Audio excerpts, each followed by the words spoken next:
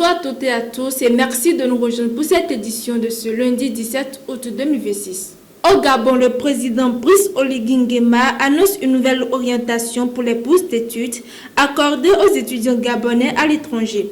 Au Brésil, la campagne pour la présidentielle d'octobre est officiellement lancée avec un duel annoncé entre Lula et Flavio Bolsonaro.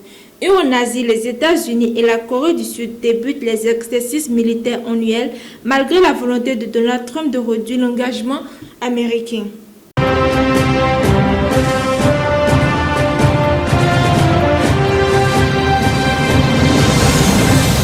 On démarre cette édition au Gabon. Le président Brice Oligui Nguema annonce une réorientation des bourses accordées aux étudiants gabonais poursuivant les études à l'étranger. À la veille de la 66e anniversaire de l'indépendance du pays, le chef de l'État s'est adressé à la nation. Il a expliqué que son gouvernement n'accorderait désormais plus de bourses dont certains pays européens sont toutefois les cités. Cette décision serait notamment liée à l'augmentation des frais d'études et à la réduction des aides accordées aux étudiants dans ces pays. La France, qui accueille traditionnellement une grande partie des étudiants gabonais boursiers en Europe, pourrait être concernée. Brice Oligui Nguema appelle désormais les jeunes Gabonais à se tourner davantage vers les établissements d'enseignement supérieur du continent africain. Pour le président gabonais, l'Afrique ne doit pas être considérée comme une solution de second choix.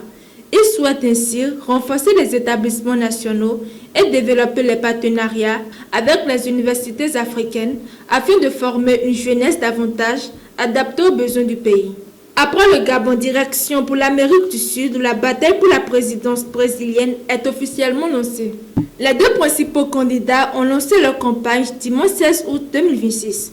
D'un côté, le président sortant Luiz Inácio Lula da Silva, de l'autre, Flavio Bolsonaro, fils de l'ancien président d'extrême droite, Jair Bolsonaro.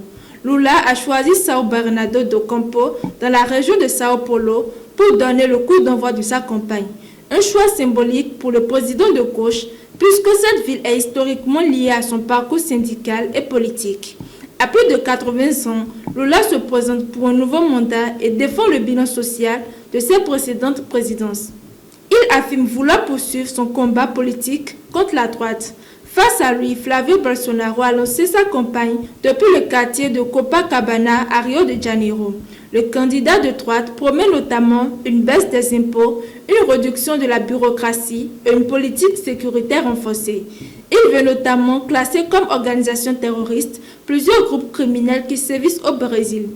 La campagne s'annonce donc particulièrement disputée alors que les électeurs seront appelés aux urnes le 4 octobre prochain.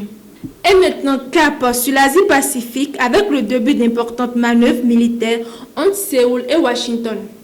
En Corée du Sud, les forces sud-coréennes et américaines ont débuté ce lundi leurs exercices militaires annuels. Ces manœuvres, prévues pour durer 11 jours, visent à préparer les deux alliés à une éventuelle attaque de la Corée du Nord. Cette année, les exercices prennent notamment en compte l'expérience militaire acquise par les soldats nord-coréens engagés aux côtés de la Russie sur le front ukrainien. Les militaires sud-coréens et américains veulent notamment tirer les leçons de l'utilisation croissante des drones et des nouvelles technologies sur les champs de bataille. Le président américain Donald Trump souhaite en effet réduire considérablement la participation des États-Unis. Il considère ces exercices comme coûteux et estime qu'ils envoient un signal hostile à la Corée du Nord.